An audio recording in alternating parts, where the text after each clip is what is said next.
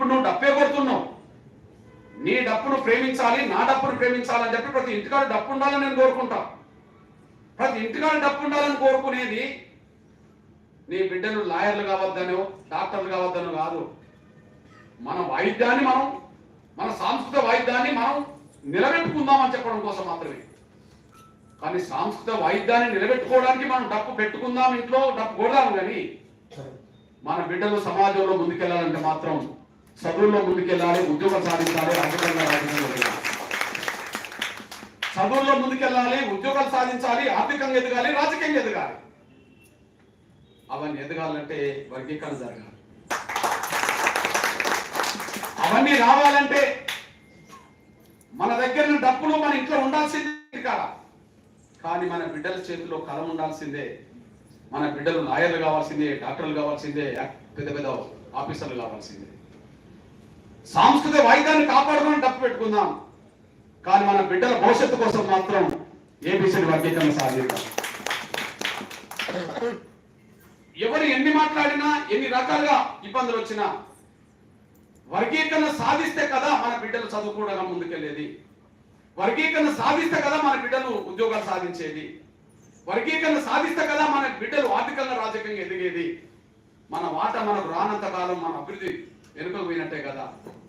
మనకు రావాల్సిన అవకాశాలన్నీ మన పక్క సోదర వర్గమే మొత్తం అనుభవిస్తూ వాళ్ళు పైకి వచ్చారు కదా.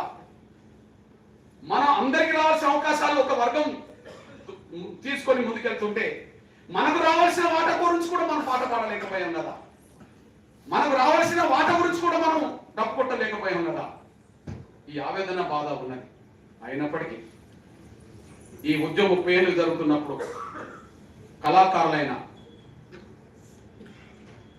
కళాకారులు అంటేనే అన్ని సామాజిక వర్గాల్లో కళాకారులు ఉన్న మాట నిజమే, పాటలు పాడేటోళ్ళు. కానీ పాటలు పాడే వాళ్ళలో, సాంస్కృతిక వాయిద్యాలు వినిపించే వాళ్ళలో మాది ఒక్కల నుంచే డప్పు కళాకారులు, మాది ఒక్కల నుంచే పాటలు పాడే కళాకారులు వచ్చేసారు. అంటే అన్ని సామాజిక వర్గాల్లో సాంస్కృతిక వాయిద్యాలు ఉన్నాయి, అన్ని సామాజిక వర్గాల్లో పాటలు పాడేటోళ్ళు ఉన్నారు. కానీ ఎక్కువ మంది అదే సమయంలో డప్పులు కొట్టేవాళ్ళు, పాటలు పాడేటోళ్ళు సామాజిక వర్గాల రీత్యా చూసుకున్నా కూడా మాదిక సామాజిక వర్గంలోనే ఎక్కువ మంది ఉండడానికి అవకాశం ఉంది. ఇది వాస్తవమే కదా, ఎక్కువ మంది ఉన్నమాట వాస్తవమే కదా. కానీ ఈ నేపథ్యంలో ఈ 30 ఏళ్ల పోరాటంలో ఎక్కడో 94లో ఒక కుగ్రామమైన ప్రకాశం జిల్లాలో ఒక 10-20 మందితో మొదలుపెట్టిన ఉద్యమం ఇవాళ భారతదేశంలో అతిపెద్ద సామాజిక ఉద్యమం ఎదిగి ముందుకు సాగుతుంది. లక్ష్యానికి దగ్గరకు వచ్చాం. వర్గీకరణ సాధించే ప్రయత్నంలో కీలక దశకు చేరాం. ఈ నేపథ్యంలో మీకు విజ్ఞప్తి చేస్తున్నాను. మొన్న సుప్రీంకోర్టు తీర్పు మనకు అనుకూలంగా వచ్చింది. సుప్రీంకోర్టు తీర్పు ద్వారా మన బిడ్డలకు భవిష్యత్తు వచ్చిందనే ఆలోచన వచ్చేసింది. ఇక సుప్రీంకోర్టు తీర్పుతో మన బిడ్డలు ముందుకెళ్ళబోతున్నాం, చదువుల్లో ముందుకెళ్ళబోతున్నాం, ఉద్యోగాలు మా బిడ్డలు రాబోతున్నాయి. ఒకనాడు వర్గీకరణ ఒక 5 ఏళ్ళు జరిగినప్పుడు మన బిడ్డలకు చదువుల అవకాశాలు పెరిగినాయి, ఉద్యోగాలు పెరిగినాయి. ఇప్పుడు సుప్రీంకోర్టు తీర్పుతో నా బిడ్డలు విజయం సాధించారు, నా బిడ్డలు భవిష్యత్తు ఉంటుంది అనుకుంటున్న సమయంలో మళ్ళీ స్వార్థపరమైన ఒక వర్గం, పలుకుబడి వాళ్ళకు సంబంధించిన వాళ్ళు మళ్ళీ మన బిడ్డల నోటికాడు గూడు కూడా తీసుకోలేడానికి గుంజుకోవడానికి ప్రయత్నం చేస్తున్నారు. ఈ నేపథ్యంలో ఉద్యమం మొదలుపెట్టి సుప్రీంకోర్టు తీర్పు నాటికి ఎన్నో పరిణామాలు జరిగినాయి. 30 ఏళ్లలో ఎన్నో ఆటుపోట్లు, ఎన్నో అడ్డంకులు, ఎన్నో కుట్రలు, ఎన్నోసార్లు నిర్బంధాలు, ఎన్నోసార్లు లాఠీ దెబ్బలు, ఎన్నోసార్లు జైలు, ఎంతో మంది బిడ్డలు చనిపోయినారు. మిమ్మల్ని అడుగుతున్నా, అమరులైన వాళ్ళలో ఎవరున్నారని నేను అడగను,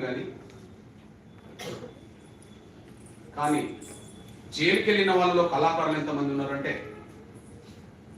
జాతి కోసం, ఉద్యమం కోసం జైలుకి వెళ్ళిన వాళ్ళు ఒక 10,000 మంది వెళితే అందులో ఒక 10 మంది కళాకారులు జాతి కోసం వచ్చిన దాంట్లో ఉన్నారా? నాకు తెలిసి ఈ 30 ఏళ్ల ఉద్యమంలో ఏ ఉద్యమం మీద రానంత నిర్బంధం, ఏ ఉద్యమం మీద రానన్ని కేసులు ఎంఆర్పీఎస్ మీద వచ్చినాయి. 97 నుంచి మిలిటెంట్ ఉద్యమం జరిగింది, మొన్న కేసీఆర్ ప్రభుత్వం వారు కూడా జరిగింది. 98 నుంచి మిలిటెంట్ ఉద్యమాలు జరిగినాయి, మొన్న కేసీఆర్ ప్రభుత్వం వారు కూడా జరిగినాయి. ఆ పరంపరలో చూస్తే దాదాపు 30 నుంచి 35 వేల మంది వివిధ సందర్భాల్లో జైలు పాలైనరు. నాతో పాటు నేనే 3-4